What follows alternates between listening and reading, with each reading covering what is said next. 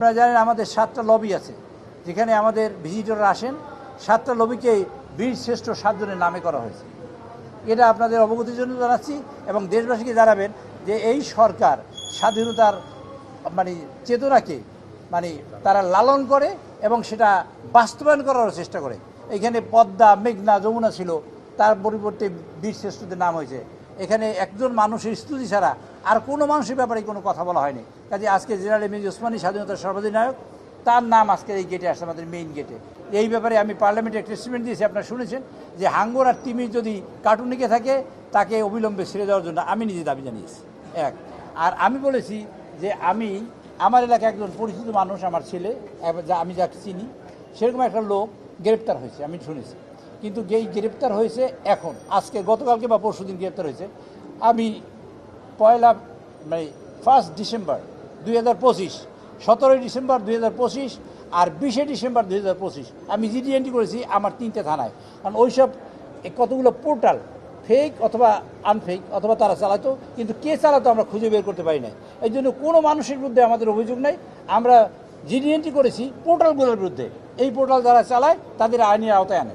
তারপর আমরা ইলেকশন কমিশনকে বলেছি, সেটা বলেছি 1 জানুয়ারি, 6 জানুয়ারি বলেছি। এই কাগজ সব আমার হাতে আনছি, নিয়ে আসছি আপনাদের বোঝার জন্য। এবং আমরা নির্বাচন কমিশনকেও দরখাস্ত করেছি 6 জানুয়ারিতে, সেটা লিখিত দরখাস্ত করেছি, সবগুলোর সব লিখিত। বলেছি এই সব পোর্টালের সাথে কোনো লোক যদি জড়িত থাকে তাদের আপনার আইনের আওতায় নিয়ে আসে। এম এ ওসমানী গেট করা হয়েছে, আপনারা দেখেছেন কিনা জানি না। আচ্ছা, এটা করা হয়েছে মাননীয় প্রধানমন্ত্রীর নির্দেশে। ভ্রান্তি ছড়াবার কৌশল হয়েছে, গুজব ছড়াবার কৌশল হয়েছে, অপতথ্য ছড়াবার কৌশল হয়েছে। কাজেই অপতথ্যর হাত থেকে বাঁচার জন্য আমি মনে করি সরকার সিরিয়াস আছে এবং বিরোধী দলের সাথে একমত। আমি মনে করি আজকে আমি তাদের সাথে কথা বলার পরে আমি যখন স্টেটমেন্ট দিয়েছি, আমি দেখলাম যে তারা মৌনসম্মতি জানিয়েছে। কাজেই এবং আমাদের মাহবুবউদ্দিন খোকন সাহেব আজকে পার্লামেন্টে একটা কোশ্চেনও ছিল, সেটা লেট ডাউন হয়েছে। কোশ্চেন নাম্বার ছিল 227। এই একই বিষয়, যে এই বিষয়টা যদি আমরা না দেখি তাহলে সকল মানুষের, যে কোনো মানুষের সম্মান হতে পারে, আপনাদেরও সম্মান হতে পারে। তা আপনারা কার সাহায্য নেবেন তখন? কাজে এই বিষয়টা আমি বলেছি, আমাদের কোনো ব্যক্তির বিরুদ্ধে কোনো আক্রোশ নাই। ওইসব পোর্টাল যারা চালায় ফেক, গোপন থেকে গুপ্ত থেকে, সেই সব লোকজনের আইনের আওতায় আনা এবং তাদের সাথে যদি যারা জড়িত তাদেরও আইনের আওতায় আনা। একই সাথে আমরা এই কথাও বলেছি, যদি এই সব লোক জড়িত না থাকে অনতিবিলম্বে তাদের মুক্তি দেওয়ার ব্যবস্থা করা, যদি জড়িত না থাকে। কাজে এটা হলো এক ভেরি ফ্রেশ স্টেটমেন্ট এবং ইনোসেন্ট স্টেটমেন্ট। কারণ আমরা কোনো ব্যক্তির বিরুদ্ধে এটা আগে চাই না। এখন কিছু মানুষরা তাকে পোর্ট্রেট করার চেষ্টা করছে, সে একজন সাংবাদিক, তার আমি কখনো সাংবাদিক হতে দেখি নাই। ওই লোক যদি হয়, এখনও আমি বলি ওই লোক যদি হয়, তাহলে আমি তার বলি যদি ওই লোক হয় তাহলে আইনে আওতায় এনে প্রয়োজনীয় ব্যবস্থা গ্রহণ করা, ওই লোক যদি না হয় তো অনতিবিলম্বে ছেড়ে দেওয়ার ব্যবস্থা করা। আচ্ছা, আপনারা সময় যদি কাউন্ট করেন কখনো দেখবেন সব কিছুতে বিরোধী দল এখন পর্যন্ত বেশি আছে। এই এক কথাই বললাম, সব কিছুতে বিরোধী দলকে আমরা বেশি সময় দিয়ে থাকি। আমরা যেমন আমি একটা স্টেটমেন্ট দেওয়ার জন্য আমি নিজে দাঁড়িয়েছি, বিরোধী দলের উপনেতা বিরোধী দলের নেতা দাঁড়িয়েছেন, আমি নিজে বসে তাকে ফ্লোর দেওয়ার জন্য বলেছি। এটা আজকের ঘটনা, এটা আপনারা দেখেছেন কি জানি না।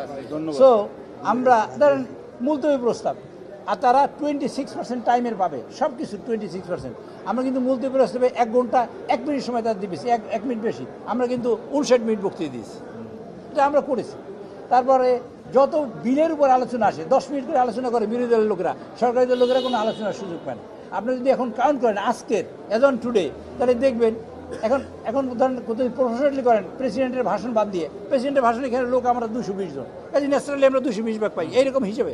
কিন্তু এছাড়া যদি বক্তব্যের দিক থেকে দেখেন, বিরোধী দলের নেতৃবৃন্দ এবং সদস্য অনেক বেশি আমাদের জন্য বক্তব্য দিয়েছে এবং আমরা চাইও তারা সেটা পাক এবং তারা আমাদের সমালোচনা, যৌক্তিক সমালোচনা করুক, সেটা আমরা প্রত্যাশা। কাজে এটা আমি মনে করি এটা আমরা স্বাধীনতাকে লালন করি, স্বাধীনতা চেতনায় বিশ্বাস করি এবং স্বাধীনতায় বিশ্বাস করি এবং স্বাধীনতার ডাক দিয়েছিলেন আমাদের নেতা। সুতরাং আমরা রণাঙ্গনে যুদ্ধ যারা করেছি এবং এই দেশ স্বাধীন হয়েছে, কাজে এটা তাদের, আমি মনে করি তারা মূল্যায়িত হবে এই নামের কারণে। আর একটা বিষয় যেটা আপনি উত্থাপন করেছেন, আজকে সংসদে আমার এলাকার একটা বিষয় নিয়ে উত্থাপিত হয়েছে, আপনারা জানেন। সেখানে আমি পার্লামেন্টে দাওয়াত করেছিলাম যে আমাদের এখানে এই বিষয়টা, আমাদের এখানে হাঙ্গর আছে, তিমি আছে, আমরা আপনাদের তিমি দিয়ে দাওয়াত করবো। এই ব্যাপারে আপনার একটা নিউজ আছে, আমি দেখছি সোশ্যাল মিডিয়ায়, যে হাঙ্গর তিমি এই ব্যাপারে কার্টুন আঁকার কারণে তাকে গ্রেপ্তার করা হয়েছে। আপনাদের বিনয় সদয় অবগতির জন্য জানাচ্ছি, ব্যক্তির বিরুদ্ধে আমাদের কোনো অভিযোগ নাই। ওই পোর্টালে কুরুচিপূর্ণ, বিভ্রান্তিমূলক, অসত্য এবং সম্মানহানিমূলক বক্তব্য রেখেছে এবং যা বক্তব্য তা কোনো একটা নির্দিষ্ট দলকে বা কোনো একটা নির্দিষ্ট পার্টিকে বা লোককে বেনিফিট দেওয়ার জন্য, আমাদের ক্ষতি করার জন্য, ব্যক্তিগতভাবে আমি নির্বাচন করেছি। এইটা নির্বাচনের আগের ঘটনা। এরপরে এই ঘটনা সম্পর্কে আমি কিছু জানি না। একজনকে গ্রেপ্তার করা হয়েছে। আমার বক্তব্য আমি একটা ফেসবুকে দিয়েছি, আপনার ফেসবুক খুঁজবেন।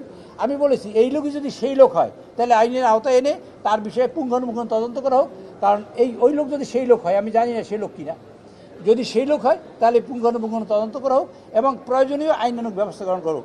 কারণ আজকের আমি নয়, বিরোধী দলের নেতৃবৃন্দ, সরকারি দলের নেতৃবৃন্দ, দেশের গণ্যমান্য নেতৃবৃন্দ, শিক্ষকবৃন্দ সকলেই সম্মান নষ্ট করার একটা কৌশল হয়েছে এটা।